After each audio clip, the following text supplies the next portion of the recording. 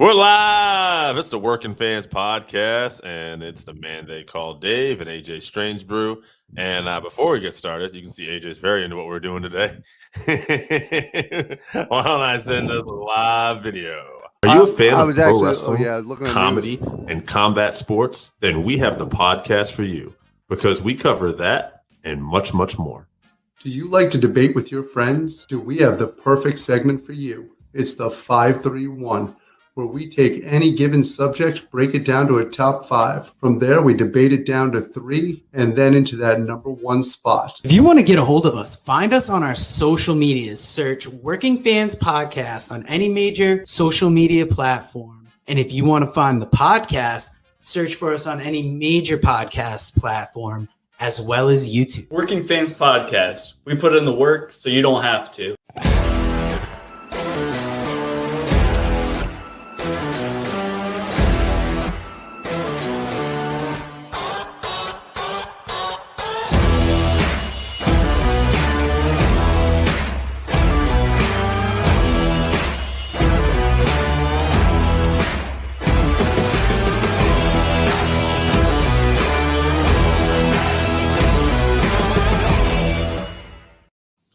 All right, everybody, we are live. It's the Working Fans Podcast, and your boy, man they call Dave, Strangebrew. Yeah, guys, make sure you tune in every Wednesday night at 6 p.m. like the video says, and catch our live show. It'll be great. Is that what the video says? Yeah, it says 6 p.m. live on Wednesdays. Oh, yeah, check it out. Okay, guys, make sure you check that out, guys. You're going to love it. It hasn't been live on Wednesdays in a long time. We'll be on Saturdays. I don't think we're going to be live anymore either. This tape. No. Check it We're out. on hiatus. Mm-hmm. But I mean, hey, listen, I'm live every day now on YouTube Monday through Friday. You're on TikTok Monday through Friday. So we're giving people content. So don't Dude, I haven't seen Randy check out my TikTok yet. I'm very upset, Randy Oscar. Where you at? That's I've even done TikTok topless. Randy, like the video. Help us out. We need some help that algorithm out. Let us know you care. We appreciate you tuning in, boss. No, right, absolutely love that guy. Let's start off with AEW Dynamite. All right. First off, great show. It's going to make my top 5 of the week a lot. It should. You were live at the damn show. That's one of my favorites. We'll get to that. First thing they do is they have a tag team battle royal. Now, I will say this. I'm not really a fan of battle royals for the most part. They take a long time. Let alone tag team battle royals. Yeah, I know, Randy. Well, download it, motherfucker. We know you don't have TikTok. That's all right. But I didn't have it either until we got it. But this tag battle royal, I like the result. The Red Dragon, Bobby Fish, Kyle O'Reilly won. I knew right away. I had a feeling that it was going to be Red Dragon, and I figured the Bucks are probably going to win next week. It's going to create that story with Jurassic Express. What is their name? Yes, the one that we see wrestle on Dynamite all the time, Jurassic Express. Juggle Boy and our tag team champions. Yeah, but I think even in this one, Luchasaurus dressed to wrestle Jungle Boy in a Guns N' Roses t-shirt. Listen, I don't know. Like perfect world, I'd like FTR to win next week. FTR and Red Dragon, and I would like FTR or Red Dragon to win the tag belts. It's not going to happen now, is it? No. No. Luchasaurus and Jungle Boy are probably going to keep the belts, I'm thinking, because the other two teams will probably end up fighting each other, and that's going to create the storyline. If you check out my preview on TikTok, I literally called exactly what was going to happen there. I knew Red Dragon was going to find a way to screw the Bucks over, causing more heat between them. It was pretty predictable. It doesn't take away from what it was, but it absolutely was very predictable. But it was great. They played it out perfectly. Matter of fact, that's the great thing. When something is that predictable and you make it so that people still want to tune in, that's an awesome thing. Let's go to MJF next. This was a promo that got a lot of buzz. Kind of a big babyface promo. I was expecting him to screw Punk over. I think he still will. But was it? I mean, I know you like this promo. We talked about it. But Is it good? I think it's good, right? We're gonna wait here. Like, let's play this out a little bit, right? What do you think? Absolutely. He played it the right way. He left the ring, didn't say anything other than yes, it was real, and then just left the ring. If he Right. went any other way with it, it wouldn't have drawn it out. By the way, we got to give the announcers credit here. I know people have a tendency sometimes of shitting on announcers, but the way the announcers played this up, like how much they dislike MJF, and then they're like, in Shivani, who's been very boisterous about what a piece of shit MJF is like, hey, listen, I've got kids that got ADD. I know what it's like to deal with that. This really is something that's hard going through there. And he put MJF in a different light. So the announcers did a great job of actually building sympathy for MJF also. See, that's tremendous. That's something I didn't get a chance to listen to it this week because I was there live. Oh yeah, I was live, so I didn't get to hear Tony Schiavone. Yeah, I feel bad for you, buddy. Yeah. I feel like I'm just that sympathetic character. People are throwing quarters at me, making fun of me. Absolutely. Hey, ADHD. Ozga, what did MJF's mother say commenting on the promo? Yeah, get to Did you hear that MJF's mom commented on it? I did not. We'll let Randy answer in the comments. We'll keep going in the meantime, though. All right. Death Triangle, Penta Dark, and Pac versus House of Black. And me and you were speculating this before this match even happened. We knew somebody was going to get involved. We talked about, you were thinking maybe even Penta himself might make the turn. It's funny. I think I had mentioned somebody, but we talked about Buddy Matthews, but I think we were kind of thinking the same thing. It almost didn't make sense because him and Black feuded, but it's like he's like under that spell of Malachi Black, and he comes in, he looks jacked, clearly fresh off the wellness policy, and this man, allegedly, I'm just joking, I don't know, but allegedly, he looked good. And he don't look like no 205er. He don't That's look literally the first message I sent to you was, "Oh my God, look how big Buddy Murphy is." Or sorry, I thought Buddy Lex Matthews Luger was in the building. I thought he wasn't in the wheelchair anymore. I was like, he was resting. To quote Jesse Ventura, he spent a lot of time resting. Yeah, he looked good. It was interesting. They teased the tension a little bit still, though, between him and Black. I liked it because it played off of a storyline that is mainstream, the WWE storyline that they had. It was played off of. And they kept it going. So I absolutely love that they used it. And apparently MJF's mom said she was proud. Which is interesting because she had said in public before he was a little prick and they were embarrassed. They always would play that part. So obviously she, Oh, no. MJF's mom has done a great job of actually playing off this. She's helping. Yeah. She helps get it over. Yeah. That Death Triangle, I thought it was great. Pac and Penta actually got the win, but then at the end, Malachi and Brody get the heat back. And they put them over strong. Yeah. That's so you got them going over strong in a way that it didn't take anything off of Malachi and Brody King, who, by the way, am I the only one that Brody King actually reminds you of Terry Gordy with his build and stuff? You know what's interesting? From a storyline perspective, it really made no sense that Malachi Black was about to kill him with a shovel. And then Murphy, who we knew all along, was actually with them. It's like, let me just murder the man right here. Yeah, just kill him and call it a day. But that being said, I thought it was well done. I enjoyed it. The crowd was obviously into it. You were in the crowd. I know sometimes the crowd was hot all night. I was going to say, I know sometimes we accuse companies of sweetening the sound and stuff like that. And one of the things that I wanted to ask you was it as hot as it sounded on TV? Because it sounded like the crowd was just on fire. Yeah, this crowd was hot. I was at there was a match where the crowd was not on fire, but we'll talk about that in a minute. The show in Boston was hot, but like Rampage kind of dwindled a little bit afterwards. That was not the case here. This crowd was Some hot. might even say it was off the hook. We'll talk about that.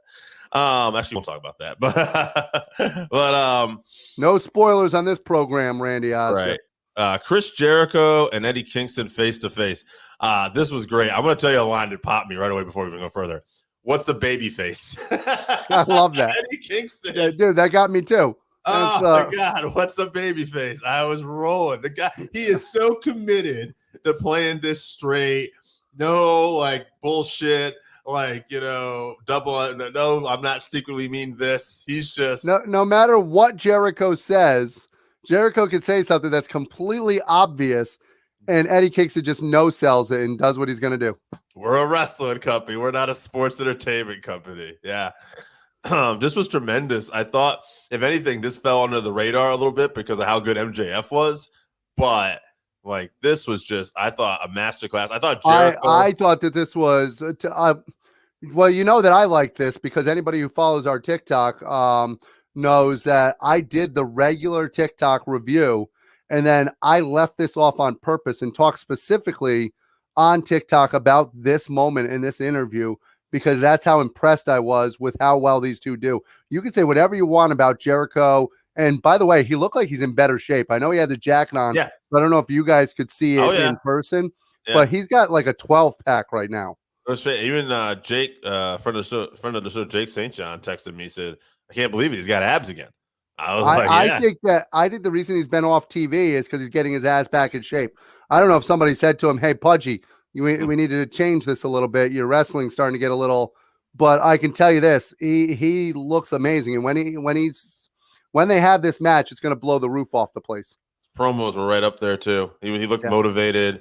He knew he was going to go in there with a killer like Kingston. He was also smart. While he did go off on that long tangent at one point, he also gave Eddie time on the mic. He knows Eddie's over. He knows the crowd's going to get behind him. He did a great job of just smirking and letting Eddie go. I thought it was awesome. Does Eddie win the big one here, or is this a bigger story where they're going to have a couple matches and Eddie maybe beats him down the road? I think you have to have him lose the first one. Mm-hmm. Maybe Jericho I think that you can get big money out of this matchup by not having Eddie. To be honest with you, now this might be going way too far, and you could stop me if I'm wrong. As far as Eddie is over right now, and I know we've got a ton of guys in the pipeline right now, as much as Eddie is over right now, if you have Eddie can lose and you have him continue to cut these promos and, hey, I'm still fighting for you guys, I'm still doing this. Mm-hmm. What if eventually the match he wins is actually for the world title? I want that. I was thinking Eddie might eventually beat Jericho, and maybe it leads to a match where his career's on the line. But somehow he ends up after that, he gets the momentum, and maybe MJF is the champion. And we haven't had an MJF Kingston yet. Dude, and MJF and Kingston on the mic would be gold. Dude, is your house bugged? You said friend of the show's Jake St. John's name, and guess who's now on our list? Dude, welcome to the broadcast, Mr. St. John. Yeah, that was a great set. Reminded me when Jericho was in a similar angle WWE. Yeah. This is a chance to make Eddie Kingston. Eddie Kingston's already over with the fans, but this is a time to make him legit. That's and even if I'm telling you, put Jericho over, but have him cheat in the first one. Yeah. Then have Eddie Kingston overcome, and then have him overcome and get the belt. The crowd, you think the crowd's behind Hangman? I'm telling you, the crowd would be over like crazy for Eddie I think so. Kingston. I think he's this generation's Mick Foley. 100%. Although he's a little smarter with the bumps he takes. So we got Joe. How much will people enjoy that Rampage? I think they are. There's some great segments, like I said. Well, we can talk about what matches are on there. We just don't spoil anything. No. QT is going to call out Hook. Does Hook come out? He might. We don't know. That's the Hook. He's fucking left like a coward he is. Yeah, that. Maybe he's Taz's son. Maybe he can't see him. Yeah, Wardlow and Nick Kamato from the Factory. Great big man match. Obviously, the match is going to be to start the show is Sammy Guevara and Andrade. Oh yeah, we got some breaking news right here, Joe. I'll keep my eye out for you, sir. Here's the breaking news. We're gonna go to the next match on this card. It was the Face of the Revolution qualifying match. Preston Vance, number 10, versus Ricky Starks. Here's what I liked about this. Did you think for a second Preston Vance was going over? A little bit. I'll tell you why. Because before this, what they had done, which really was nice, was who did we put in this? Wardlow, Hobbs, Keith Lee. And it started to be rumors that, we're going to do an all big man. And if you remember last week, Preston Vance was like throwing people around in that melee. And I'm like, maybe. The problem is somebody in this match has to be able to take a bump. That's what I was thinking too. That was the other thing too. Was like we need some people to fly around too. Yeah, somebody in this match has to be able to take a bump. And by the way, there's also a qualifying match on tonight. Anthony Bowens and Orange Cassidy. That's going to be tremendous too. Now, what's the reward for the Face of the Revolution? I believe it's a TNT title shot. Yes. Right. Now think about and this is why I'm going to pay. Well, yeah, I think Sammy's still going to be the champ. But I think that Wardlow's going to go over in this Face of the Revolution. Don't get me wrong, it could still be Keith Lee, but I think that that's going to help to build towards that turn eventually with MJF. Is him getting the unless MJF's just going straight babyface now, and then we're all screwed. Yeah, I don't think that's what's happening. But I love the backstory with MJF. But you referenced earlier this crowd was hot all night, but there was one match they didn't seem too hot for. Is that the TBS Championship match with Jay Cargo versus the Bunny? I had kind of blocked it out. I was like, what match is he talking about? And I'm going down the list, and I'm like, yeah. For some reason, you guys sounded a little flat during that one. You know, I wasn't excited about this match to begin with. Jade is a specimen. Oh, absolutely. She's something to look at. But no, and she's really incredibly athletic.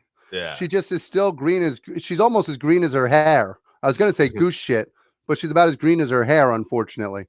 Yeah. Yeah. Crowd was hot all night, Joe. It really was. We were talking about that. This was the one match where I don't know if everybody was as interested or not, but yeah, I mean, she kind of reminds me, I was telling to Joe that night, she kind of reminds me a little bit what they're doing in NWO with Camille. Yeah. With the look. Yeah. No, I could absolutely see that. And to be honest with you, even Camille still, I've never seen a match where I'm like, wow, Camille's really good.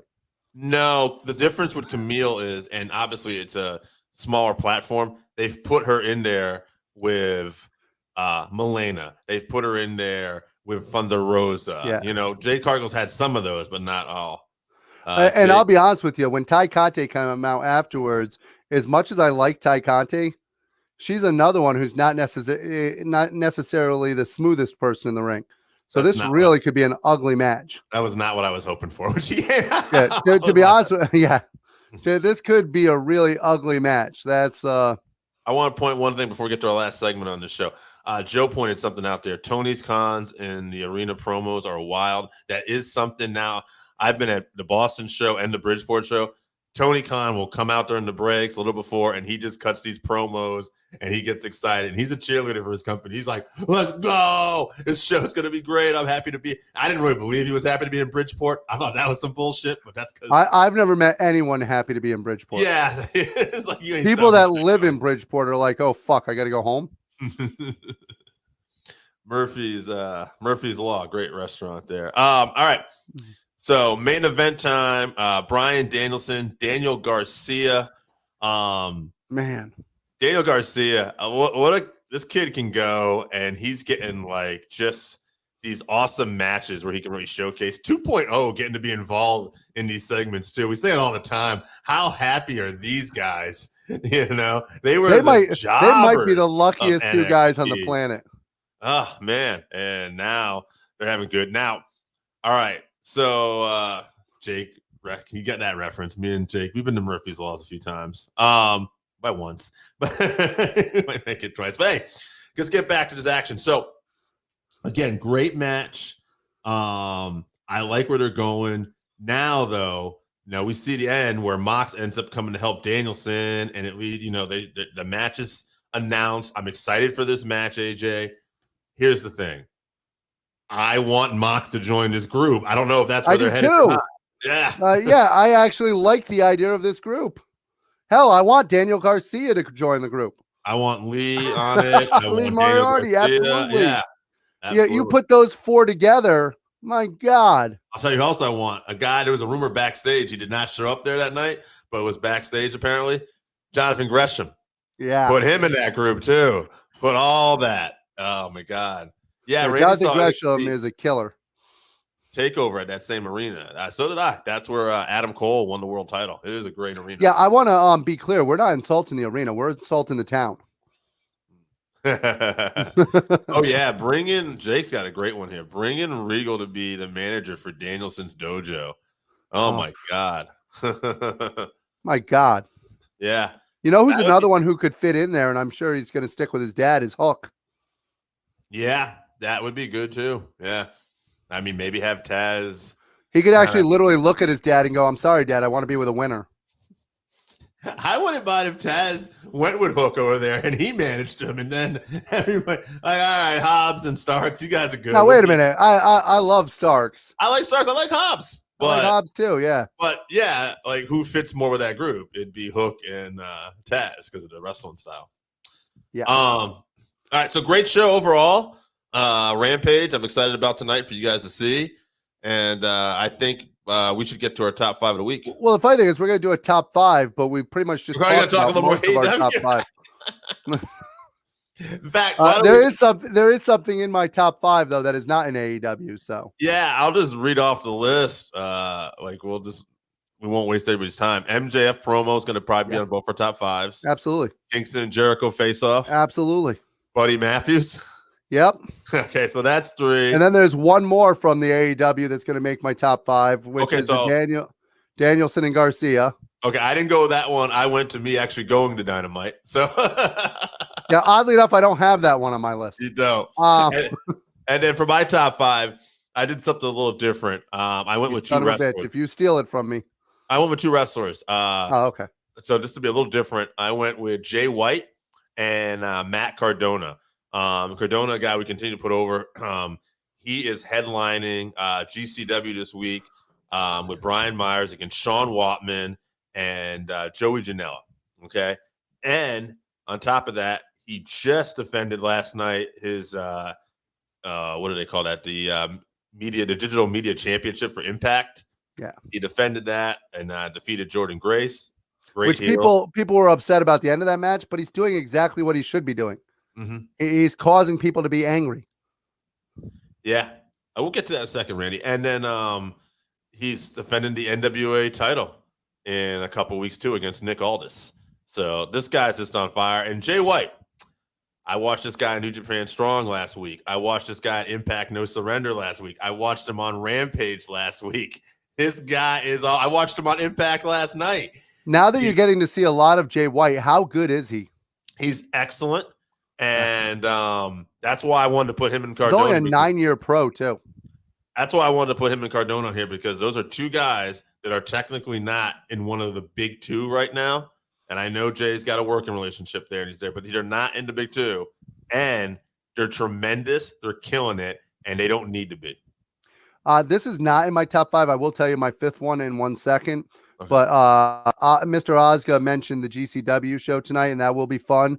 But coming up during WrestleMania weekend, you're going to have Bloodsport 8, and that is going to actually have Timothy Thatcher added to it.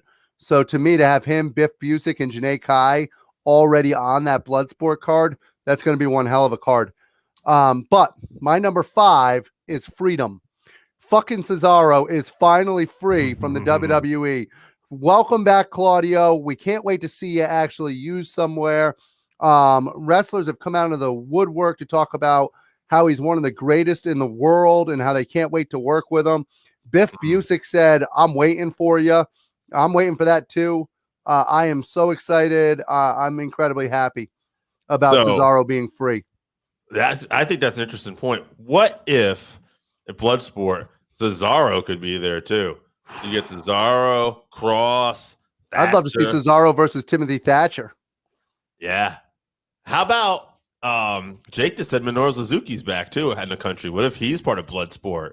And what if Biff Busick's part of Bloodsport? Minoru Suzuki versus freaking Killer Cross and freaking Claudio versus Biff Busick. That would be the greatest Bloodsport ever. Then you got Janae Kai. Maybe we can even get her versus like Thunder Rosa if she gets lent out. Yeah. Do you think Rosa beats Britt Baker at Revolution? I do not. Yeah. I want her to, but I do not. Yeah, I'm not sure. The only way she goes over is if Jamie Hayter for some reason costs her.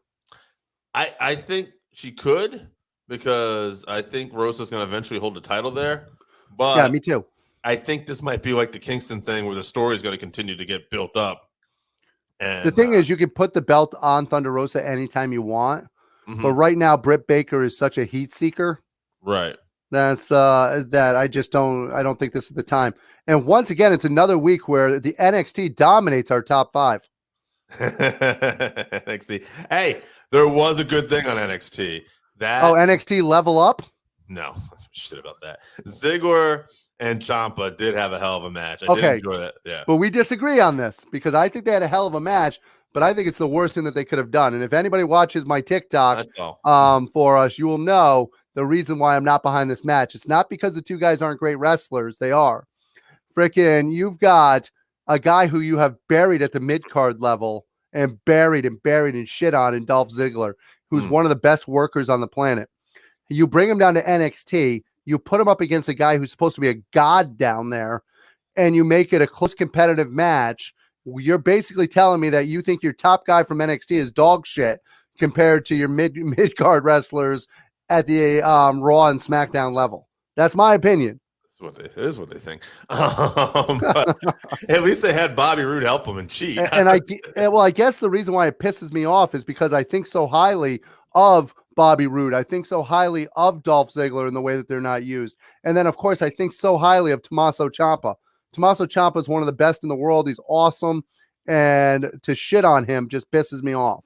NXT UK was good, Randy. There's a wrestler there. He wasn't in action this week, but Charlie Daniels. I totally recommend people to see. That devil's down in Georgia. Braun versus Dolph should be great at TakeOver. I agree with that. No, it will. It'll be a fun match. That's and I'm not taking anything away from the matches themselves. That's please don't think I'm taking anything away from Dolph Ziggler or any of the wrestlers he's working with.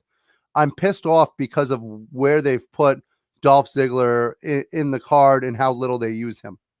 One final question we got here from Randy. Does Adam Cole win the world title? No, I don't think he does. I don't think he's winning it either. Yeah. Don't get me wrong. I could see him winning it. Yeah. But I don't think he's going to. I think you're going to hold on to it for Adam Cole. I think either MJF, CM Punk, or Danielson are going to be the three that take it off of him eventually. Yeah. I mean, even Mox, I think, at this point. I'd love to see Eddie Kingston do it, but I don't think you want to have Eddie Kingston take it off the face. I think you're better off having like a heel like MJF or something like that and having Kingston take it off them. Yeah. All right. Anything else you want to hit up this week? I just want to say thank you for everybody taking time during the day today to watch us live, be a part of this. We do what we do because we love it. And we love professional wrestling, and we appreciate you guys. We're a professional wrestling podcast, not a sports entertainment. Yeah, we're not a sports entertainment. If you're looking for a sports entertainment guy, you got the wrong guys here. Thanks for tuning in, guys. We'll see you down the road.